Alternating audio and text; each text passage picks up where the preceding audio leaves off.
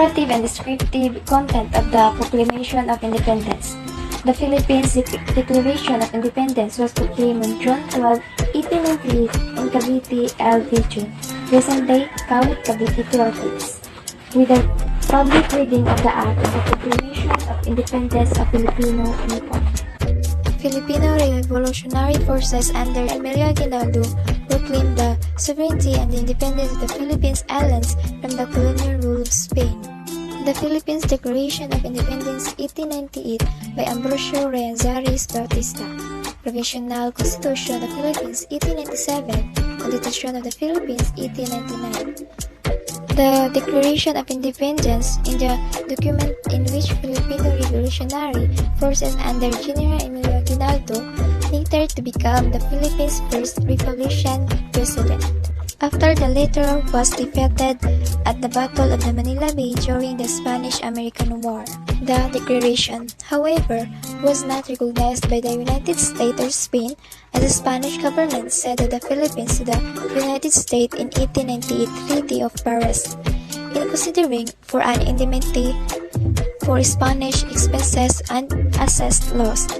As you can see, that is official draft copy of the Declaration of Independence that is created on May to June 1898 and presented on June 12, 1898 in the town of Cavite El Vicio, province of Cavite, and ratified on August 1, 1898, first ratification in Bacoor, Cavite, and September 29, 1898, the officially ratified by the Malolos Congress, and it is located in National Library of the Philippines, and commissioned by Dictator Emilio Aguinaldo, and Ambrosio Reazaris Bautista is the author.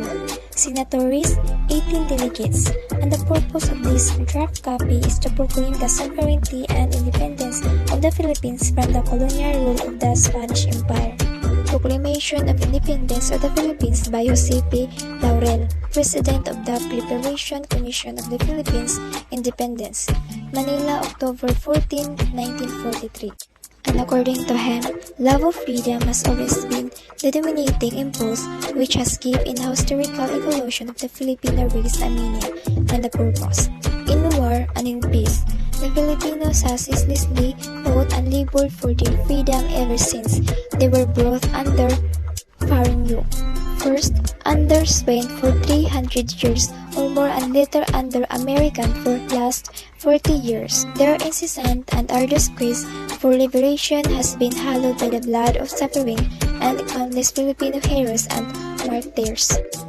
As a consequence of the Greater Asian War, the Great Nipponese Empire, through to its altruistic mission waging that war, has invited the Filipino people to release at the last their dream of freedom by allowing them to form a preparatory commission for Philippines independence to adopt a constitution for an independent Philippines and to take all the other requisite steps for the establishment of the Republic of the Philippines. The Filipino people valued their independence as the blessed fruit of the sacrifices of their heroic forefathers and brothers who fought and died in far-flung battlefields, from Mactan to Bataan, in their persistent struggles for freedom.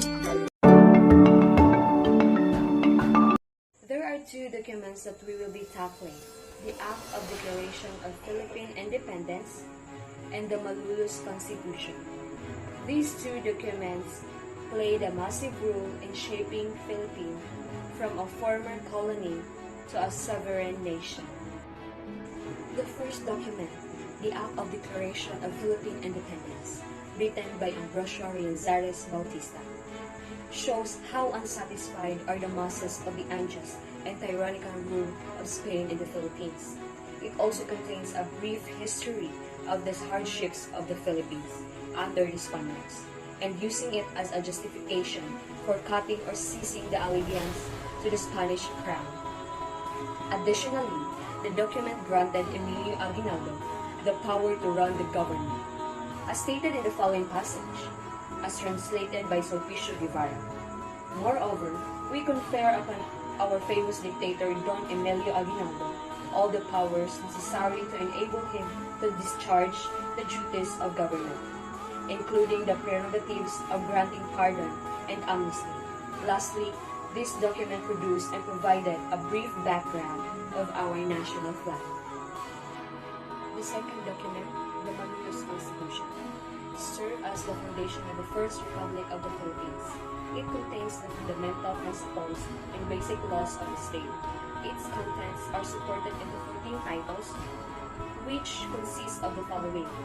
The first title, on the Republic. The second title, on the government. The third title, on religion. The fourth title, on the Filipinos' international and individual rights. The fifth title, on legislative power. The sixth title, on the permanent commission. The seventh title, on executive power. The eighth title, on the President of the Republic. The ninth title, on the Secretaries of Government. The 10th title, on judicial power. The 11th title, on provincial and popular assemblies. The 12th title, on the administration of the state. The 13th title, on constitutional reform. The 14th title, on constitutional observance and oath of office and on languages. These titles are further subdivided into articles, which are too many to be listed here.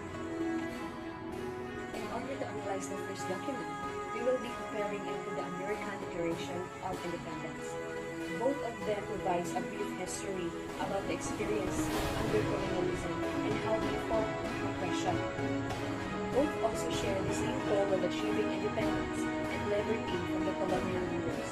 However, unlike the American Declaration of Independence, reveres Aguinaldo as an instrument of God and upon reading the paragraphs, there is not even a single time that Andres Bonifacio was mentioned, even though he started this revolution. For the second document, most sources say that it is patterned in the 1812 Constitution of Spain. There is no available document online that contains its content, which is a bit unfortunate. However, based on the text alone, it is clear that the purpose of the Constitution is to provide a foundation of our state, especially during its infancy.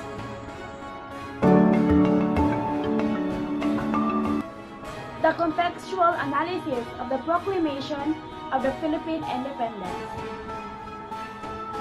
The background of the author or the creator. Declaration of the Philippine Independence was written by Ambrosio Rianzares Bautista. Ambrosio Rianzares Bautista was born on December 7, 1830 at Binyan, Laguna, Captaincy General of the Philippines.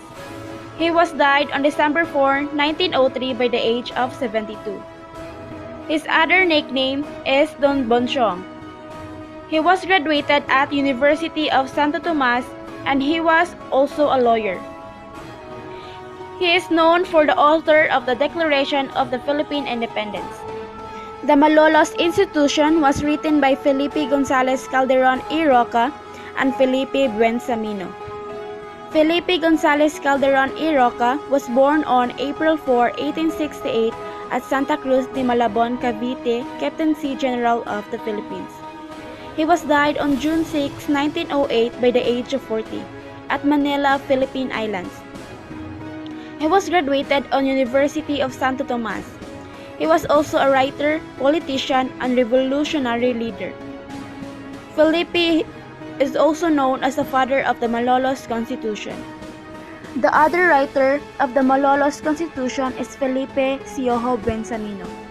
Felipe was born on August 23, 1848 at San Miguel de Mayomo in the Philippine province of Bulacan. He was died on February 6, 1929 by the age of 80 at Manila, Metro Manila, Philippines. Felipe is also known as Ipe. He was graduated at University of Santo Tomas. His other facts: there might have been many turncoats and balimbangs during the Philippine-American War, but only few can arguably match the temerity of Felipe Buensamino. The historical background of the documents. Declaration of the Philippine Independence. The Act of the Philippine Independence was written and was read by Ambrosio Rianzares Bautista in Spanish and translated by Sulpicio Guevara. It was written to use for the Declaration of Freedom of the Philippines after the war against America and Spain. The declaration was signed by 98 persons, and at the end of it emphasizing an American presence in there with no official rule.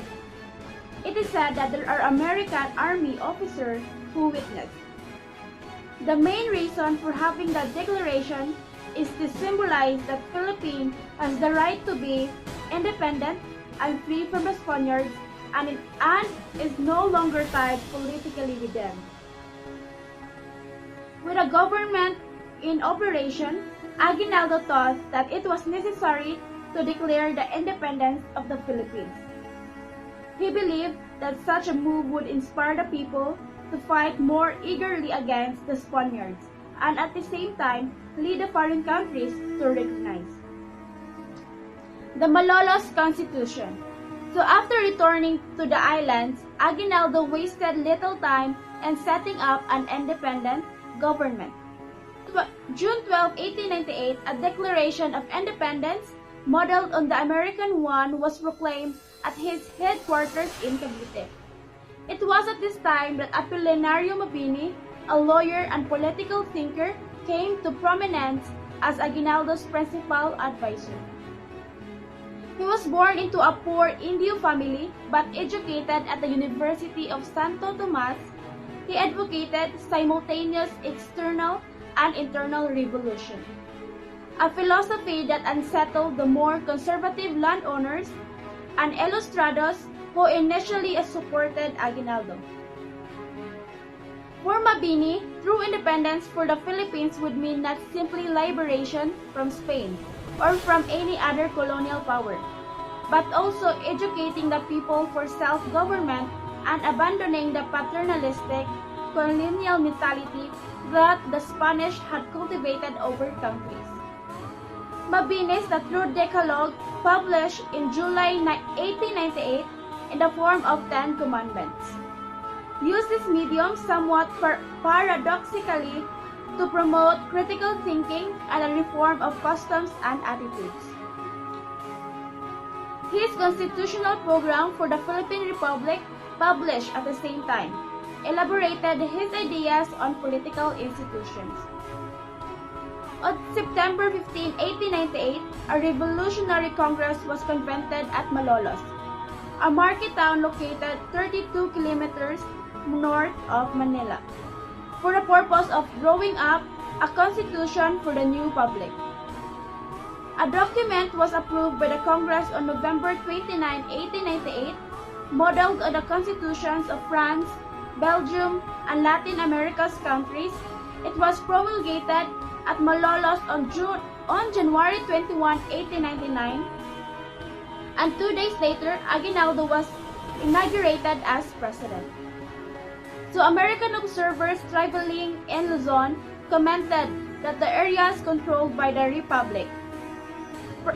Republic seemed peaceful and well-governed. So the Malolos Congress had set up schools, a military academy, and the literary university of the Philippines. Government finances were organized academy and literary university of the Philippines. Government finances were organized. A new currency was issued. The Army and Navy were established on a regular basis, having regional commands. The accomplishments of the Filipino government, however, counted for little in the eyes of the great powers, as the transfer of the islands from Spanish to United States rule was arranged in the closing months of the 1898. The synthesis on the importance of studying the significance of the Proclamation of Independence. The Declaration of Independence is one of the most important milestones in the Philippine history. The country was colonized by many nations for hundreds of years. Imagine achieving your freedom after all the hardship you've been through. It is priceless. The country begins the celebration by displaying the national flag in the various historical places nationwide. In Rizal Park or any other national historical landmark, the President, Vice President, and other members of the government together with the armed forces and the general public sing the national anthem Lupang Hinirang while raising the national flag at 7 in the morning. This practice has been observed since 2011. As we enjoy the holiday in celebrating the Independence Day, may we not forget its significance in our country's history. Before our heroes achieved our independence, they offered their talents and wits and put their lives at rest. May we learn from them as the citizen of the Philippines.